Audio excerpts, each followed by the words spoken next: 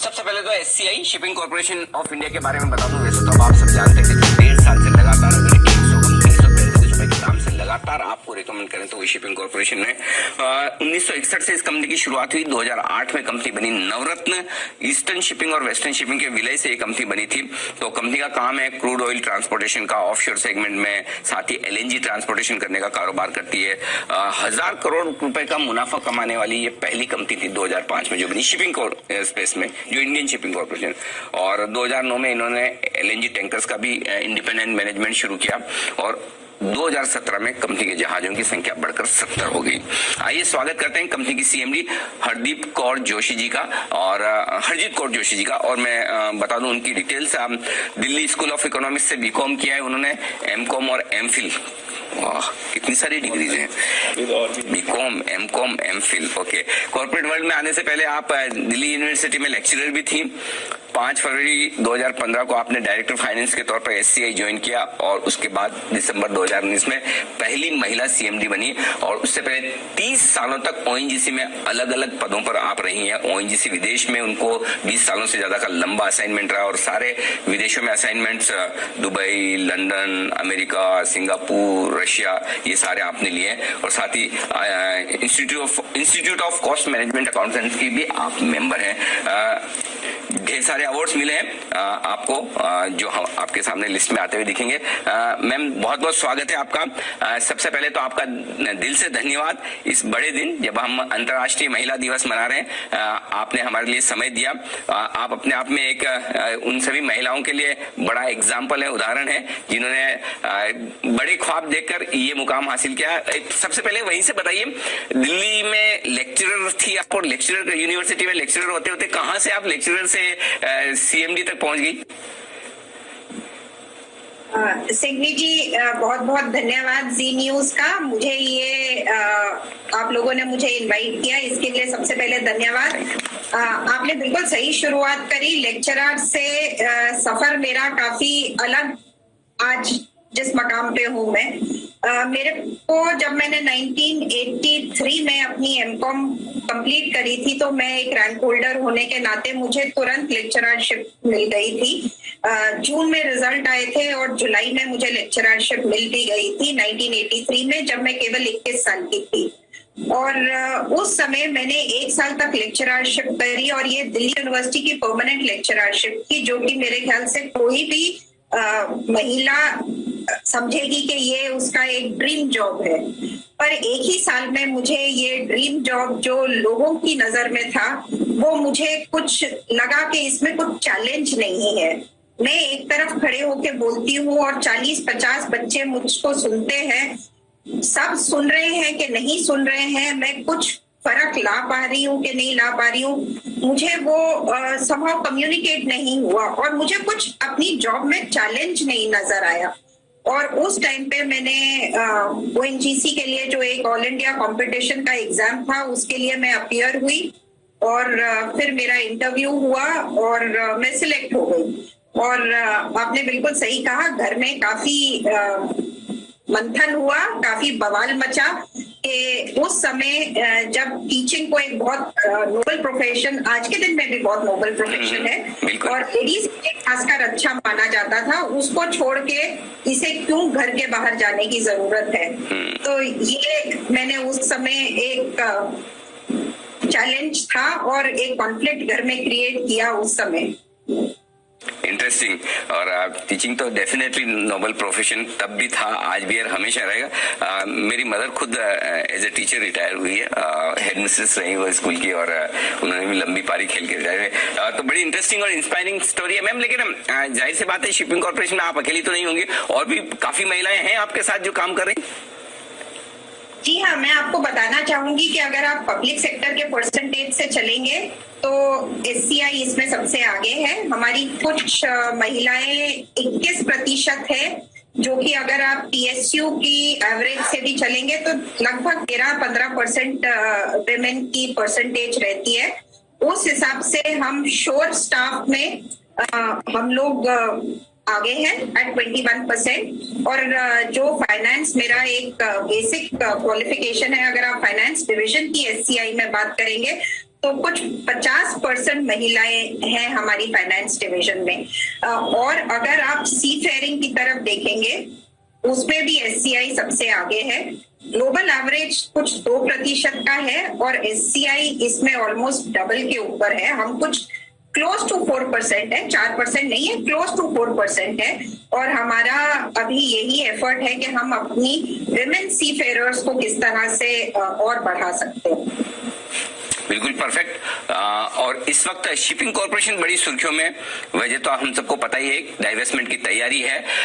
ये बताएं मैम, एक जरा आइडिया दे कि किस तरह के इन्वेस्टर्स इंटरेस्ट ले रहे हैं हिंदुस्तान में, हिंदुस्तान के बाहर। रोड शोज भी आपने किए होंगे, जाहिर सी बात है कि जो प्रोस्पेक्टिव बायर्स हैं वो आपसे आकर समझते भी होंगे बिजनेस के बारे में। नाम आप नहीं बता सकते, मैं समझता हूँ लिमिटेशन से, लेकिन एक ब्रॉड आइडिया दें कि किस तरह का इंटरेस्ट शिपिंग कॉर्पोरेशन को लेकर आ रहा है। सिंघवी जी, मैं मार्केट के सभी व्यूअर्स को बताना चाहूंगी कि we are getting a very good response for shipping corporation. और being at the helm of management, मुझे ये गर्व होता है कि इस कंपनी के लिए इतने खरीदार सामने आ रहे हैं। बहुत इंटरेस्ट आ रहा है इस कंपनी के लिए। कुछ कोर शिपिंग कंपनी से इंटरेस्ट आ रहा है डोमेस्टिक, कुछ फंड्स की तरफ से इंटरेस्ट आ रहा है, कुछ कंसोर्शियम्स बन करके आगे आ रहे हैं। तो कुल मिलाकर के काफी डोमेस्टिक, इंटरनेशनल, फंड हाउसेस, सब तरफ से इंटरेस्ट आ रहा है कंपनी के लिए। क्या बात है। तो सब तरह से बड़ा इंटरेस्ट आता हुआ दिख रहा है और आगे बात बढ़ती हुई भी दिख रही, काफी इंटरेस्टिंग भी है। लेकिन एक चीज बताएं मैम कि जो शिपिंग कॉर्पोरेशन के वैल्यूएशंस 1-1.5 साल पहले देख रहे थे, आप भी 2019 से आपने सीएमडी का पद संभाला है, उसके बाद जबरदस्त परफॉर्मेंस भी आई है। आप क्या समझते हैं, क्या शिपिंग कॉर्पोरेशन में किस वजह से इतना बड़ा इंटरेस्ट आ रहा है? क्या स्ट्रेटेजिक एक कंपनी है, या फिर अनडिस्प्यूटेड लीडर है, या ग्लोबली बिजनेस आउटलुक बहुत बढ़िया है? ऐसा क्या शिपिंग कॉर्पोरेशन में कि सबको इतना ज्यादा इंटरेस्ट है? देखिए, बिजनेस आउटलुक की अगर मैं आपको बात बताऊं तो इस समय शिपिंग बिल्कुल अच्छे से नहीं कर रहा है। मार्केट शिपिंग की बहुत ज्यादा खराब है। जो टैंकर की मार्केट है वो एकदम बॉटम आउट हो चुकी है। इस समय आपकी ऑपरेटिंग कॉस्ट भी कवर नहीं हो रही है। तो शिपिंग का जहां तक आप जानते हैं कि 2008 से जो ये इंडस्ट्री डिप्रेशन चल रही है, उसके बाद ये इंडस्ट्री अभी तक बाउंस बैक नहीं करी। तो अगर आप इंडस्ट्री आउटलुक की बात करेंगे तो शिपिंग अभी तक इट इज नॉट कंसिडर्ड। ज्यादातर लोग इसमें अभी भी बेरिश हैं, बुलिश नहीं है शिपिंग को लेकर के। तो फिर हम आते हैं कंपनी की ओर। तो कंपनी की परफॉर्मेंस बहुत उम्दा रही है, ये आप लगातार हर क्वार्टर में कवर करते हैं। उसके अलावा मैं सब व्यूअर्स को ये बताना चाहूंगी कि कंपनी के फंडामेंटल्स बहुत स्ट्रॉन्ग है। इस समय हमारा जो डेट इक्विटी है वो एक ऑल टाइम लो पे है, जो कि अपने आप में एक मकाम है। बहुत कम, जनरली कंपनीज बहुत ओवर लीवरेज्ड होती हैं, जिसके कारण रिस्क होता है। शिपिंग एज इट इज एक बहुत रिस्की बिजनेस है। और इस समय जो कंपनी के फाइनेंशियल फंडामेंटल्स है वो इतने स्ट्रांग है, इतने अच्छे हैं, मेरे हिसाब से इससे अच्छी शिपिंग कंपनी इस समय फाइनेंशियली नहीं हो सकती जो शिपिंग कॉर्पोरेशन है। दूसरा, आप जानते हैं कि ये 60 साल पुरानी कंपनी है। इसमें जो बाकी की सारी खूबियां हैं in terms of talent, in terms of skill, वो है। दूसरा, आपने जैसे खुद बताया, we are the only shipping company जो एलएनजी बिजनेस में है। तो बहुत सारे अट्रैक्शंस हैं सिंघवी जी, जो कि खरीदारों को इस समय, आपने खुद बोला हम एक नवरत्न कंपनी है, तो इस रत्न को हासिल करने के लिए बहुत खरीदार मार्केट में है इस समय, क्योंकि ये सही मान्य में एक जूअल है बिल्कुल मिनी रत्न है। और इस रत्न को खरीदने के लिए काफी जोरी अपने अपने हिसाब से दाम लगा रहे हैं। लेकिन एक और इंटरेस्टिंग चीज, अभी हाल ही में जो मैरीटाइम समिट खत्म हुआ, इस बार पहली बार मैम ऐसा लगा कि वाकई में मैरीटाइम समिट नाम की भी कोई चीज होती है। मनसुख मांडविया साहब ने भी तगड़े अरेंजमेंट किए, बड़े जबरदस्त बड़े पैमाने पर किया। आपकी कंपनी को भी काफी बड़े एमओयूज वहां मिले, तो जरा उसकी डिटेल्स दें, क्या कुछ हुआ है वहां कंपनी के लिए? आपने बिल्कुल सही कहा, ये दूसरा मैरीटाइम इंडिया समिट हुआ है जो 2016 में, अप्रैल 2016 में नितिन गडकरी जी के नेतृत्व में पहली बार हुआ था और ये अब दूसरा हुआ है। इवन दो ये समिट बिल्कुल वर्चुअल था, उसके बावजूद हम लोगों ने इस पूरे समिट की बहुत शॉर्ट टाइम में हम लोगों ने इसका अरेंजमेंट्स किए और बहुत उमदा हुए और बहुत ज्यादा इसमें पार्टिसिपेशन भी रहा।